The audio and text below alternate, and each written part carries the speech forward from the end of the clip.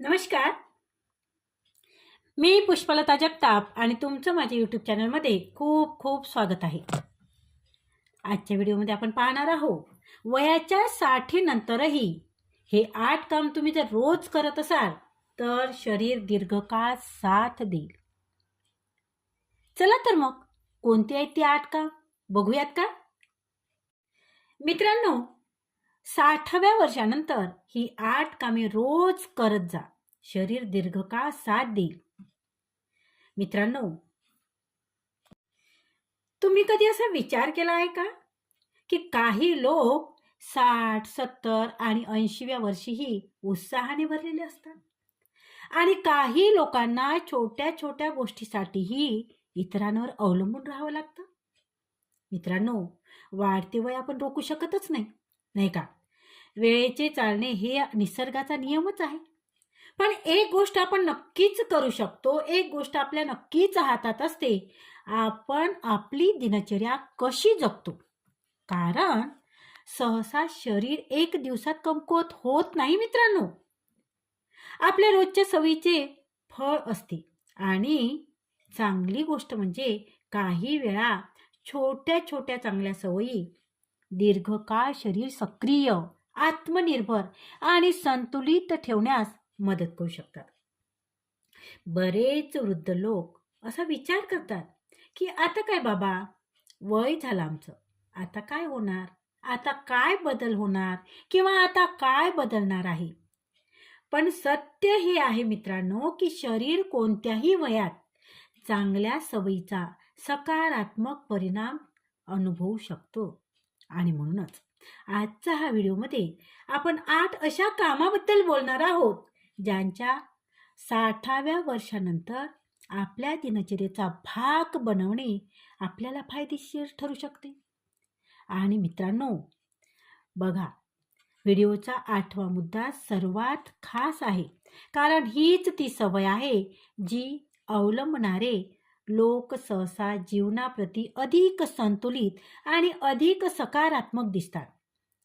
आता सर्वात पहिले काम म्हणजे तुम्ही सकाळी उठल्यावर काही मिनिटे आपल्या शरीराला हळूहळू सक्रिय करा. मित्रांनो, खूप लोक अंथरुणातून उठल्याबरोबर लगेच आपल्या कामाला लागतात, नाही का? पण जरा विचार करा, जर एखादी गाडी पूर्ण रात्रभर उभी राहिल्यानंतर अचानक जर वेगाने धावू लागली तर काय होईल मित्रांनो?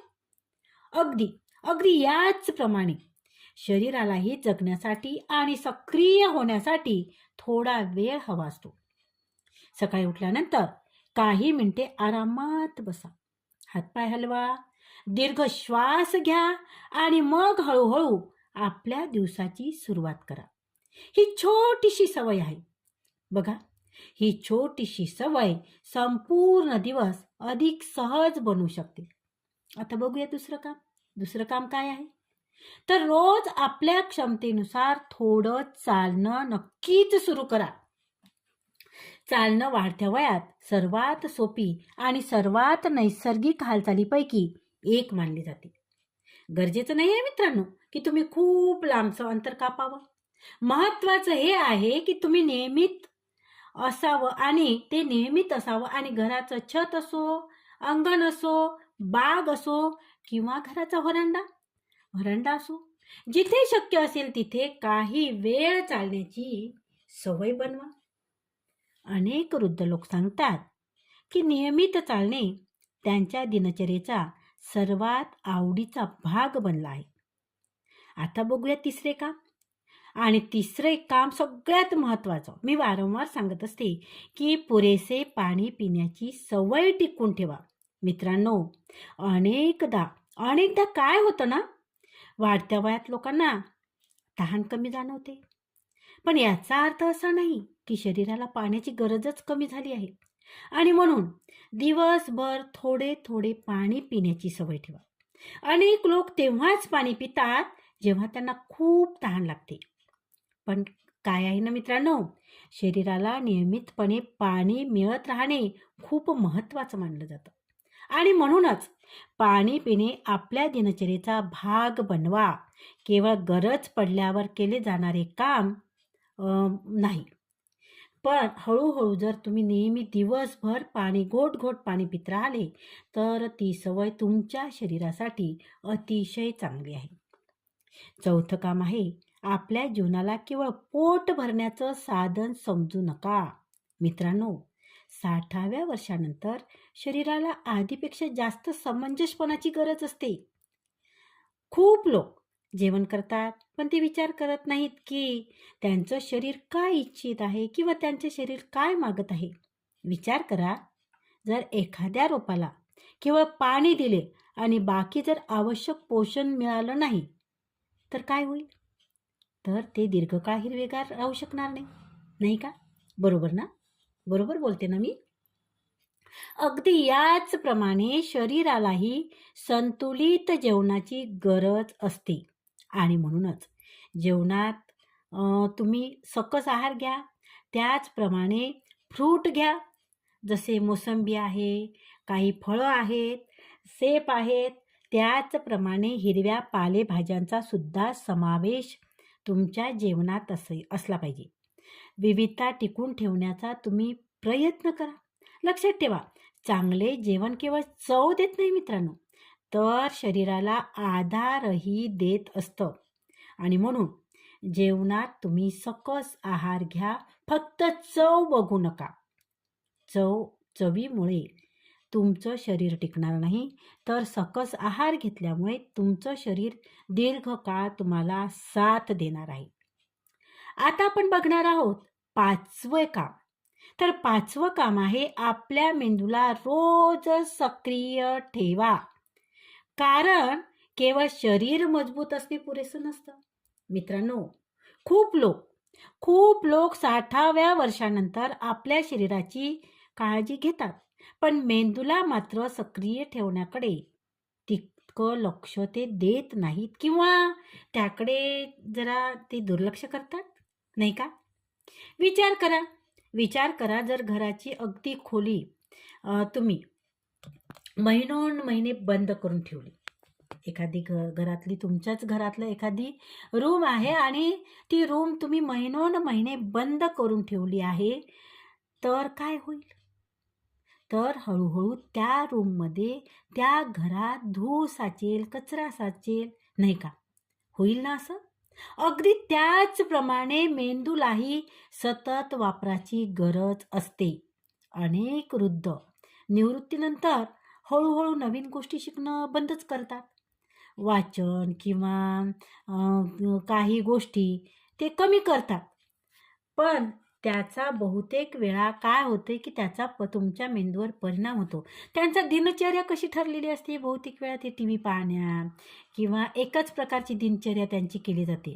पण तुम्ही असा विचार केला आहे का की जे लोक आजही काही नवीन शिकण्याचा प्रयत्न करतात ना, ते सहसा अधिक उत्साही आणि आत्मविश्वासी दिसतात. तुम्ही वर्तमानपत्र वाचू शकता, एखादी चांगलं पुस्तक वाचा, एखाद्या धार्मिक ग्रंथाचा अभ्यास तुम्ही करू शकता किंवा नवीन गोष्टी काही तुम्हाला ज्या तरुणपणात शिकायच्या होत्या पण वेळ मिळाला नाही, त्या गोष्टी तुम्ही शिकू शकतास ना, नाही का? किंवा लिहून काढा, एखादी डायरी घ्या, लिहून काढा एखादं काही तुम्हाला जे काही वाटलं असेल, जे काही तुमच्या मनात असेल त्या गोष्टी लिहून काढा, बघा. किंवा आपले जुने अल्बम बघा. तुमचे मुलं लहान असताना ते अल्बम आहेत किंवा तुमच्या लग्नाचा अल्बम असेल किंवा तुमच्या मुलाच्या लग्नाचा अल्बम असेल. असे जे अल्बम आहे ते अल्बम बघा. त्यामुळं काय होईल की तुमचं मन प्रफुल्लित राहील. जुन्या फोटोकडे पाहून आठवणींना उजाळा मिळत असतो आणि त्याचबरोबर मनाला तुमचं चांगलं वाटतं. आणि महत्त्वाची गोष्ट ही आहे की की तुम्ही काय शिकत आहात हे नाही, तर तुम्ही शिकत आहात. तुम्ही त्याकडे सकारात्मक दृष्टीने पाहत आहात, हे फार महत्त्वाचं आहे. आणि एकंदरीत तुम्ही तुमचं मन एखाद्या सकारात्मक उपक्रमात गुंतवलेलं आहे, नाही का? जेव्हा मेंदू सक्रिय राहतो ना, तेव्हा दिवसही लवकर आणि चांगल्या पद्धतीने जातो. हे एखाद्या वेळेला तुम्ही अनुभवून बघा करून तुम्ही. आणि म्हणूनच दररोज चांगल्या मेंदूला आपल्या मेंदूला तुम्ही चांगल्या काही गोष्टी देण्याचा प्रयत्न करा, जेणेकरून तुमचा मेंदू सक्रिय राहील. आणि कारण काय असते, की वाढत्या वयात मानसिक सक्रियता ही तितकीच महत्त्वाची असते मित्रांनो. जितकं शारीरिक सक्रियता महत्त्वाची आहे, तितकीच मानसिक सक्रियता खूप महत्त्वाची आहे. आणि म्हणून तुम्ही मेंदूला काम देणं टाळू नका. कारण काय करता तुम्ही? आता खूप केलं. आता आम्ही जेव्हा कार्यरत होतो, तेव्हा खूप केलं. आता रिटायर झालो, आता निवृत्त झालो आणि आता आपल्या डोक्याला ताप नको. नवीन गोष्टीचा उपद्व्याप नको म्हणून आपण काही गोष्टी शिकण्याकडे दुर्लक्ष करतो आणि रोजचं तेच ते रुटीन आपण फॉलो करतो. जसं सकाळी उठणे आहे, फिरायला जाणं आहे, टी व्ही बघणं आहे, जेवण करणं आहे, झोपणं आहे किंवा एखाद्या आपल्या मित्राला फोन करणं आहे. हो ना? पण चौकटी बाहेर जगणं फार महत्त्वाचं असते. बघा, जगून बघा. तेच ते करण्यापेक्षा नवीन गोष्टी शिकण्याचा प्रयत्न करा. असं म्हणतात, चौकटी बाहेर जर जगलं तर आयुष्यात 1 दिवसाने वाढ होत असते. आणि म्हणूनच बघा, प्रयत्न करा आणि मेंदूला काम देण्याचा प्रयत्न करा. कोडी सोडवा. न्यूजपेपरला कोडी येतात. कोडी सोडवा. एखादी नवीन भाषा शिका. बघा, प्रयत्न करा. आता बघूया 6वे काम. 6वं काम आहे परिवार, मित्र आणि आपले लोकांशी जोडलेले राहणे. बघा, खूप महत्त्वाचं आहे. 6वं काम आपल्या परिवाराशी, आपल्या मित्रमंडळीशी, आपल्या लोकांशी जोडलेले राहणे खूप जास्त गरजेचं आहे. वय वाढल्यासोबत माणसाला केवळ जेवण, औषध आणि आरामाचीच गरज नसते मित्रांनो, तर त्यांना आपलेपणा आणि संवादाचीही गरज असते. खूप वृद्ध लोक काय करतात, हळूहळू लोकांशी मिळणं, भेटणं, त्यांच्याशी जोडले राहणं कमी करतात. काही लोक विचार करतात, की आता कोणाला फोन करावा, कोणाशी बोलावं किंवा आपलं कोण आता ऐकेल बाबा. पण तुम्ही असा विचार केला आहे का, की जेव्हा एखादा जुना मित्र अचानक फोन करतो ना किंवा एखादा नातेवाईक हालचाल विचारतो ना, तेव्हा मनाला किती चांगलं वाटतं तुमच्या? वाटतं ना? माणूस हा सामाजिक प्राणी आहे मित्रांनो. त्याला आपले अनुभव वाटण्याची आणि आपल्या गोष्टी सांगण्याची आणि इतरांचं ऐकण्याची खूप जास्त गरज असते. आणि म्हणून आपल्या नात्यांना वेळ द्या. आपल्या जुन्या मित्रांना फोन करा, शेजाऱ्यांशी बोला, परिवारासोबत बसून काही वेळ घालवा, आपल्या आयुष्याचे अनुभव सांगा. कारण तुमचे अनुभव कोणत्याही पुस्तकापेक्षा कमी नाही आहे. अनेकदा काही मिनिटाची चांगली बोलणं चालणं, काही मिनिटाचं जे संवाद आहे, ते संपूर्ण दिवसाचा थकवा आणि एकटेपणा कमी करू शकतो.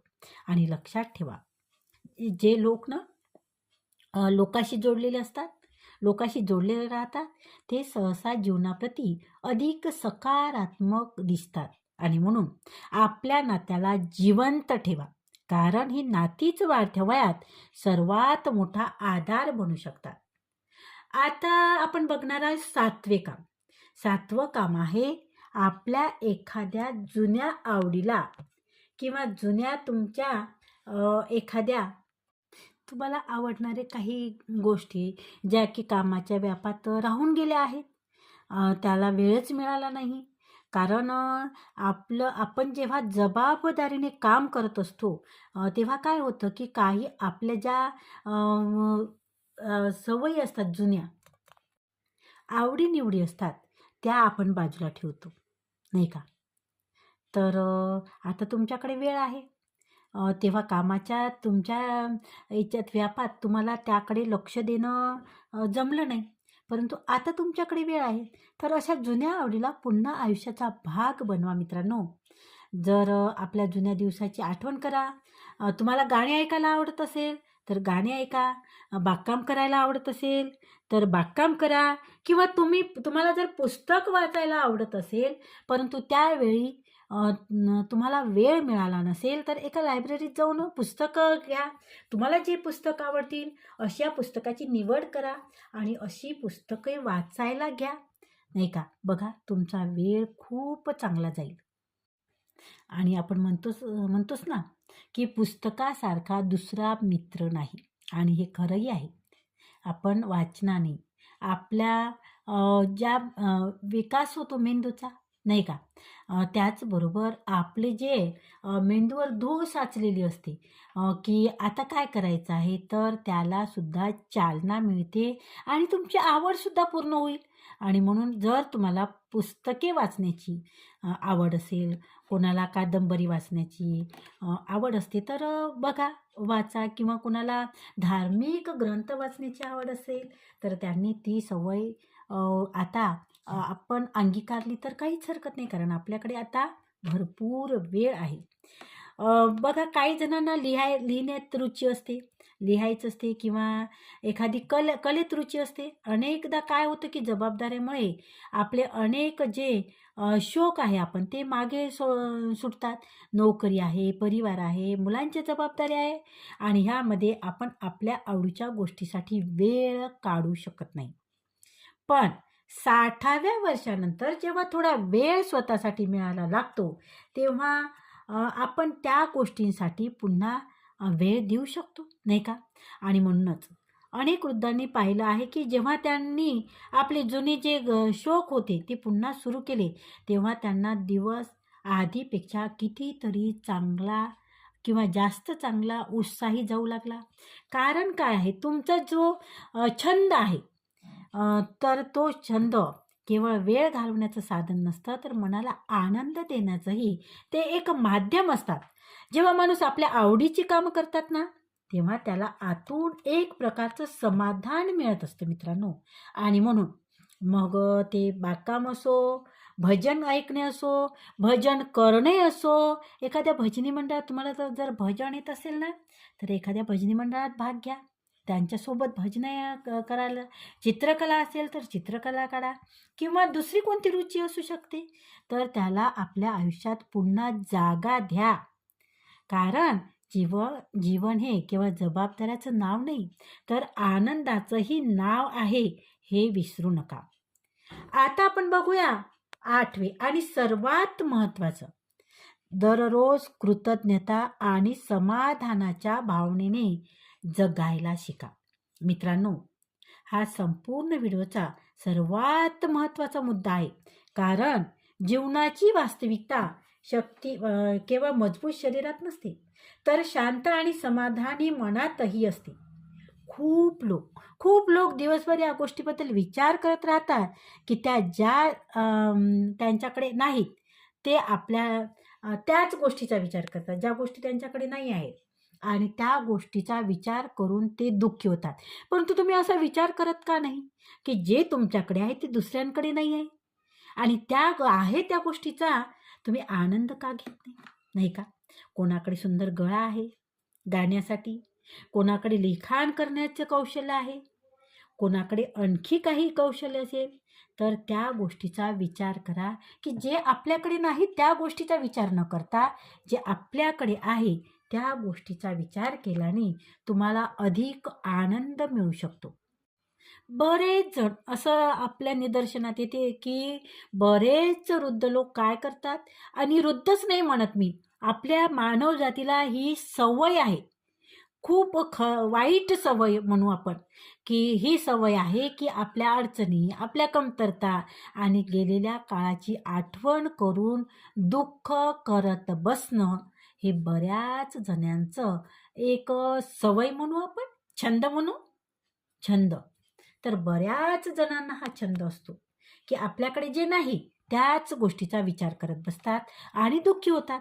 पण तुम्ही कधी असा विचार केला आहे का, की जे लोक छोट्या छोट्या चांगल्या गोष्टीसाठी धन्यवाद मानतात, ते सहसा अधिक शांत, अधिक आनंदी दिसतात. जरा विचार करा, तुमच्याकडे वर्षाचा अनुभव आहे, आयुष्याचा अगणित आठवणी आहे, परिवार आहे, राहण्यासाठी घर आहे, आणि दररोज एक नवीन संधी सुद्धा आहे दिवस पाहण्याची, नाही का?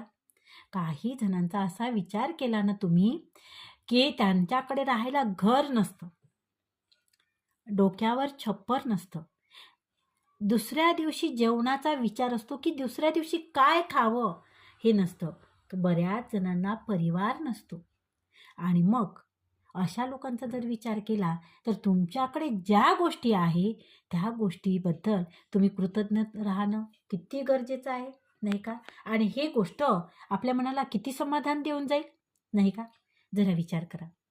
बरेच जण आज रात्री झोपल्यानंतर दुसरा दिवस बघतील की नाही याचाही विचार असतो, नाही का? आज रात्री जेवण केल्यानंतर झोपल्यानंतर बऱ्याच जणांचा काय होईल हे सांगता येत नाही. परंतु आपण आजची सकाळ बघितली ह्याचं समाधान आपल्याला असायला हवं आणि दिवसाची सुरुवात आपण तशा पद्धतीने करायला हवी. तुम्हाला काय वाटतं? बघा, विचार करा. मला तर वाटतं देवानं दिलेली एक संधी आपल्याला जगण्यासाठी दुसरा दिवस उजाडणे ही फार मोठी संधी असते. बघा, आपल्याकडे ह्या सगळ्या गोष्टी आहे. मग त्या गोष्टीचा आनंद घेण्याचं सोडून आपण दुःख का करत बसायचं? जेव्हा आपण आपल्या आयुष्यातल्या चांगल्या गोष्टीकडे लक्ष द्यायला सुरुवात करतो ना, तेव्हा मनाला फार हळूहळू आपलं मन हलकं होऊ लागतं. आपल्या मनाला एक प्रकारची उभारी मिळू शकते. बघा, विचार करा. आनंद घ्यायचा असेल तर आत्तापासून सुरुवात करा. जे तुमच्याजवळ आहे त्या त्या गोष्टीचा. ज्या तुम्ही तक्रारी करत होता, माझ्याकडे हे नाही, मला असं नाही, मला तसं नाही. तर बघा काय आहे ना, बरेचदा आपण बरेच वृद्ध लोक असं विचार करतात की माझा मुलगा माझ्याजवळ राहत नाही, माझी मुलगी माझी काळजी घेत नाही, माझी सून माझ्याकडे लक्ष देत नाही. तुम्ही असा विचार का नाही करत की ज्यांच्याकडे मुलगाच नाही, ज्यांच्याकडे ह्या तक्रारी करण्यासाठी मुलगीच नाही, त्यांचं काय? त्यांनी काय करायचं? आपण हा विचार केला तर आपण निश्चितच दुःखी न राहता आपल्याला आनंद होईल आणि मग तक्रारीची जागा समाधान घेऊ लागतं.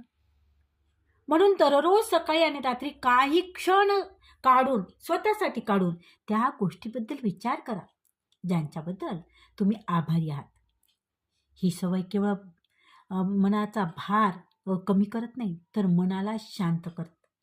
तर आयुष्याकडे पाहण्याचा दृष्टिकोन सुद्धा ही सवय बदलू शकते आणि कदाचित हीच ती सवय आहे जी वाढत्या वयाला ओझं नाही तर आयुष्यातील सर्वात सुंदर तुमचा अध्याय बनवू शकते.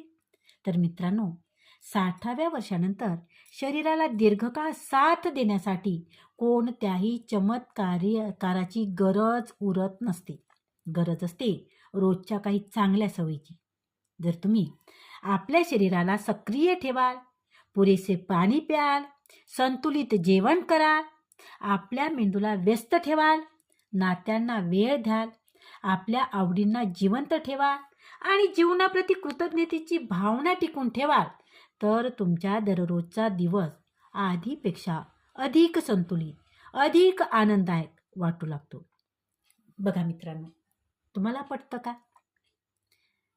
तर तुम्हाला जर हा व्हिडिओ आवडला असेल आणि तुम्हाला खरोखरच हा व्हिडिओ उपयोगी वाटला असेल तर तुम्ही हा व्हिडिओ तुमच्या मित्रमैत्रिणीकडे जरूर शेअर करा. व्हिडिओला लाईक करा, व्हिडिओ शेअर करा, कमेंट करा आणि त्याचबरोबर व्हिडिओला हाईपसुद्धा द्या मित्रांनो. आणि तुम्ही जर चॅनलवर नवीन असाल ना तर चॅनलला सबस्क्राईब